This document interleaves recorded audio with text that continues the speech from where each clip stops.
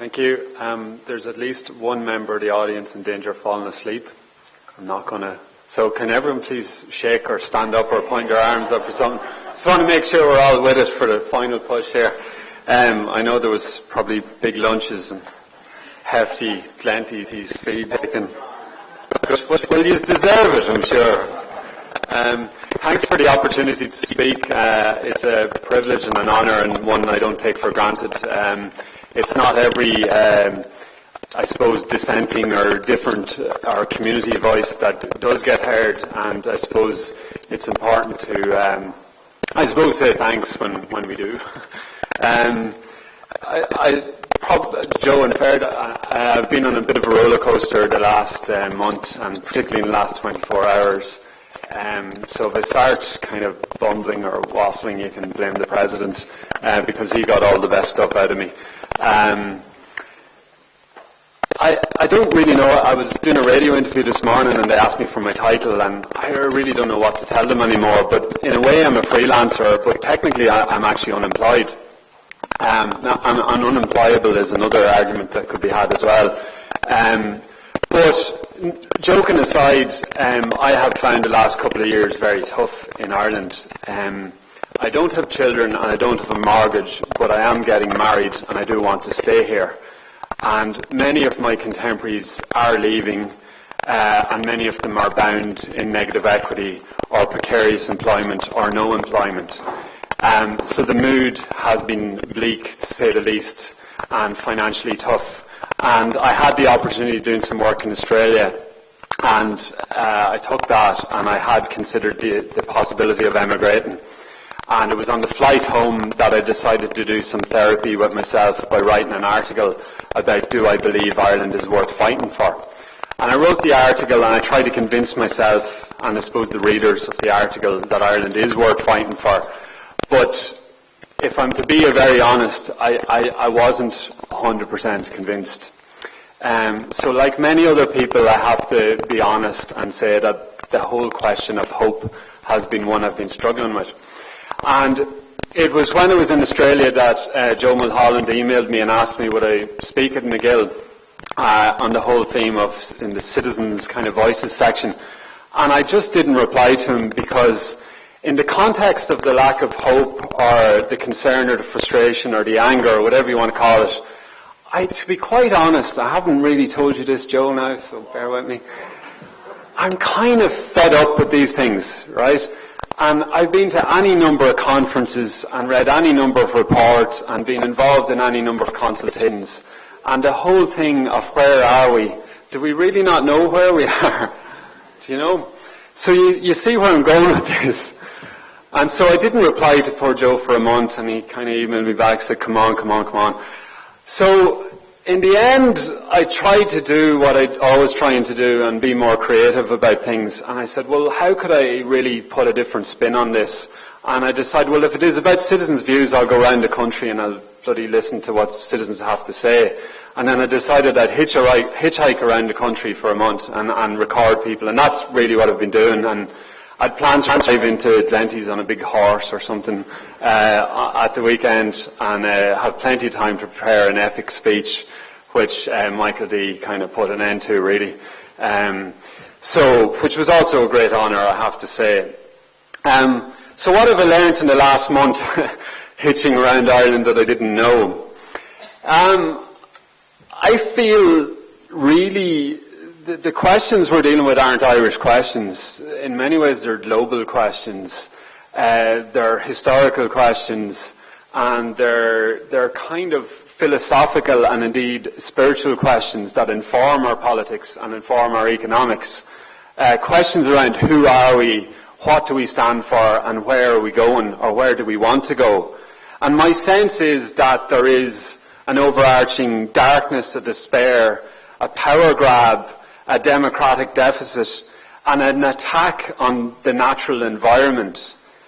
Not to mention issues of mass unemployment, emigration, the uncertainty that comes with that. A system that perpetuates fear and control, really. And I think the evidence of that in many ways is in the statistics that we all know.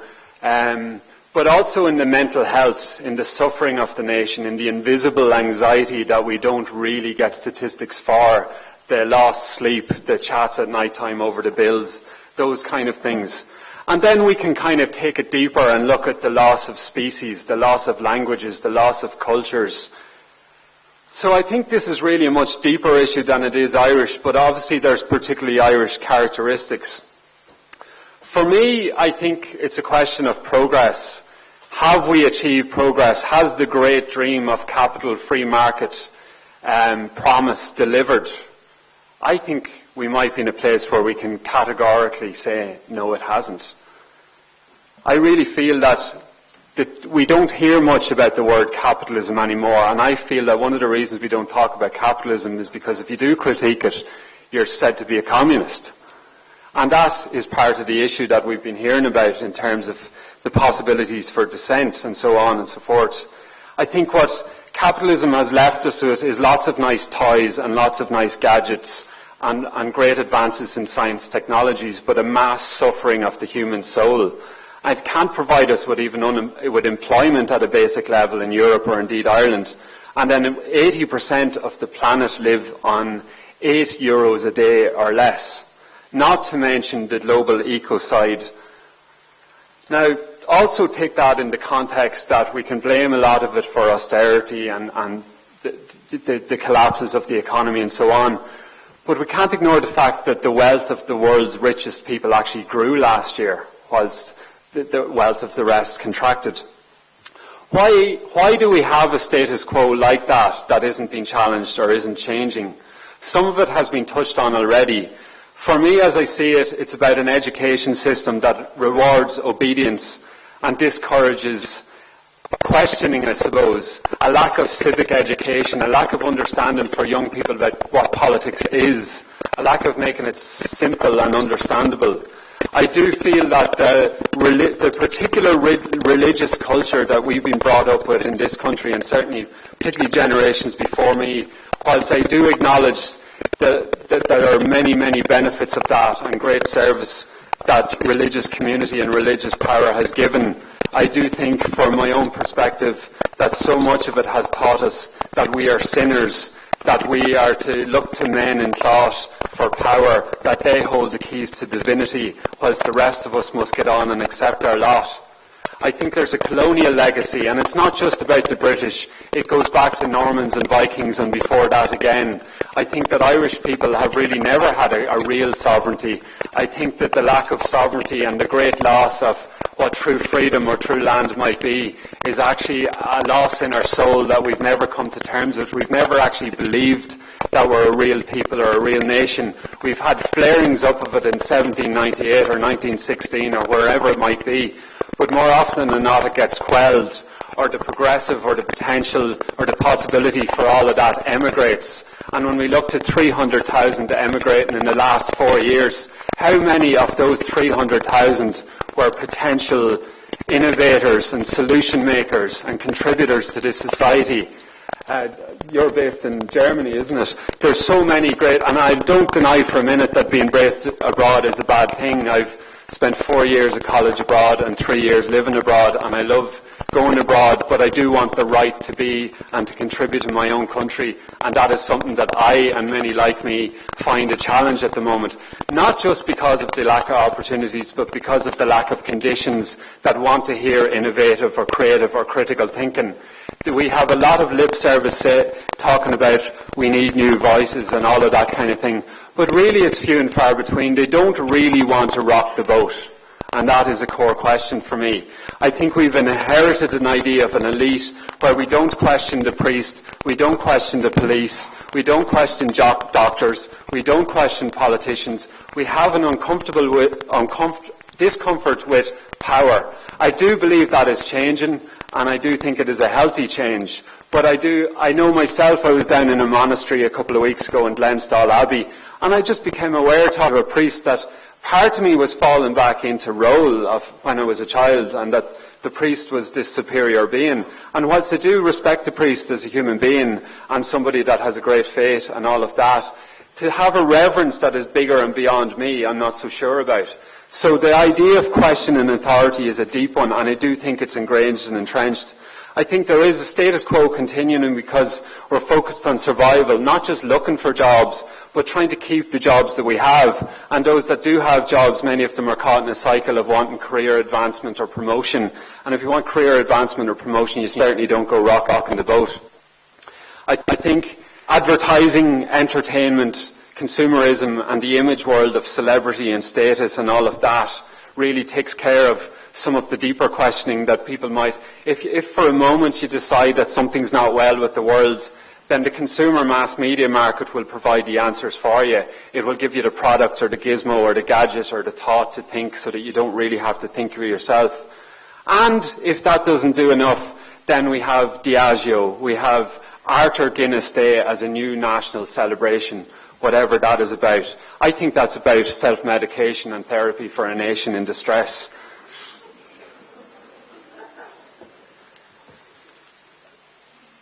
Within all of this, I think, and it's important to reflect, we're in a beautiful, beautiful county and one of the most beautiful parts of, in fact, the world, that there's a dislocation with nature. Many of us live in urban environments. We've been taken away from farms, we've been taken away from fishing, and I spent time with fishermen and farmers in Connemara, and this is a deep loss for them, and it's leading to a deep anger, that over generations we've been industrialised and urbanised, and now I'm sure you're all aware of it from your children or grandchildren, and I'm guilty myself of living on Twitter or living on Facebook or living on the phone, and it takes us away from the power and the beauty of nature, which I fundamentally believe is a source of true happiness and true peace, beyond what the free market economy might offer us. In terms of the political solution, I feel that the political system as it stands is more about controlling the status quo. It's about towing the line and taking the whip. Democracy gets on with it while everyone else is busy surviving, and democracy is subservient to capital, to bankers and to bondholders. We do get a vote every few years, and it's a nice feeling to be heard and represented. But really, when I've gone around the country, most people don't feel heard and they don't feel represented. They may vote at the next ballot box, but do they really hope for any real change? My sense is no. And I think that is a core issue, that there's a loss in trust in the political system, and it goes beyond that. It's a loss in trust in the actual state, which leads us into a very, very dangerous position. In my own democratic education, growing up over the last 10 years and working with young people, the fact, no matter what side you're on of the Nice Treaty or the Lisbon Treaty, the fact that we had to vote again within a year is absolutely shocking in my view. And we can spin that or look at it whatever way we want, but it was a case of vote till you get the right answer. And it's democracy for some of the people, some of the time, on some of the issues. So it's understanding that I think there was one politician, I'm reluctant to name them because I'm not convinced, I'm not entirely sure who it was, but it was in the last year or two that is actually a government minister, I think, on Vincent Browne, that talked about broken promises and saying, well, that's actually a matter of course, isn't it? That's what we do. We kind of take broken. And that's an admission of the flawed process. So, where are we? That is the question, and I think many of us know where we are. But I actually think we're in a waking process and in a transition process, and out of all the bitterness and the anger, the hurt and the collapse, I think we actually are waking up. We're waking up globally, and we're waking up nationally, and we're waking up politically and in many other ways. And we're asking big questions, and that is actually politics, and that is healing, and that is solutions. The fact that we're going through it, and there's no fast way through it. And I think by asking ourselves, are we strong enough? Are we brave enough? Do we really want to change? Are we really prepared to dissent? Because it's all very well waiting for TDs, senators, MEPs or global institutions to react. But the question each and every one of us has to ask is, what are we going to do about it? Now, I can't give anybody here any answers, and there's more wisdom in the room than I have. But I know what I'm going to do about it, and that's my bloody very best. And I'm going to stick it out in this country, and I'm going to try and create employment for myself, and I'm going to try and advocate for community power, and I'm going to try and work with young people, I'm going to try and promote mental health, and I'm going to try and make a living in the process. I don't know how it's possible, but there's still a lot of comfort in the country, there's still a lot of money in the country, there's still a lot of entitlement in the country, and I do think we need to ruffle it up a bit. And that doesn't need to be a bad thing. And there needs to be an intergenerational solidarity in young and old coming together and not seeing each other as competing forces. So, as I said to you, I have struggled with hope in the past. I looked at emigration. But for me, it's many ways, it's about a choice. It's a choice that I have within inside myself to choose. I suppose it's about fear, really, over love or hope. And that is a choice that I can make here and now. And I've made that choice. And in many ways, the country has affirmed me in the choice, because I went off hitching. I had no money. I had no plan. I didn't know where I'd go. And the point of hitching was to see, people told me nobody lifts people anymore, and they mightn't lift a kind of, like I'm wearing this now, but I wasn't wearing this. So, but the generosity, the kindness, I cannot put words on it, what I experienced over a month. In terms of the average waiting time was 5 minutes. I got offered beds, I got offered food, I got offered thousands of cups of tea, I got offered stories, I got offered chats, and I got offered the community spirit that we're told we lost, and we bloody didn't lose it, because it's still there, and we just need to cultivate it and listen to it and hear from it and believe in it. And I feel that sometimes we're just looking in the wrong places and we're listening to the wrong people. And so there's a question of leadership. Are we going to wait for leadership to come from Brussels or Berlin or Dublin or wherever it might come from? I don't think we can. I think that model of leadership has failed. My experience is that leadership must come from the community. We must reconsolidate our communities through community development projects, through campaigns. But as Mother Teresa said, we have to kind of do it person to person, one to one. And it's about values, and it's about how we treat each other with kindness and with love and with respect and with generosity. Because the questions we're dealing with are one of values. And even the World Economic Forum found that in a study of the economic collapse. It was a collapse of a value base. And so really, for me, the political question isn't a political question. It's a moral or an ethical or a value question. I do have great hope for this country. I think it's one of the cleanest, greenest, most beautiful islands in the world. I think we're one of the most kindest, wisest, cleverest people in the world. Thankfully, we still can make contact with people like this man here over Skype or online, and I can see already they're contributing. I put it out on my own Facebook and Twitter for ideas for today, and I got so many contacts from around the world. The Irish community is alive and well in every corner of the world, and they're waiting and they want to play a role. And so we need to really look at that. How can we reinvent our identity? I don't believe we have a republic at the moment. I believe we have a window of opportunity to create a new nation with a new ethos, and to go back maybe to the founding structures of questioning what that republic was supposed to be. I believe that we have enormous potential for food, for health, for reform in media, for reform in business, reform in politics. And I was in obviously the Áras yesterday in the Phoenix Park, and I was looking at it was actually a Donegal rug in the Áras, and it has a phoenix rising from the ashes. And people will say that that's idealistic to talk about the rising from the ashes. But really it's that question if romantic Ireland is dead and gone.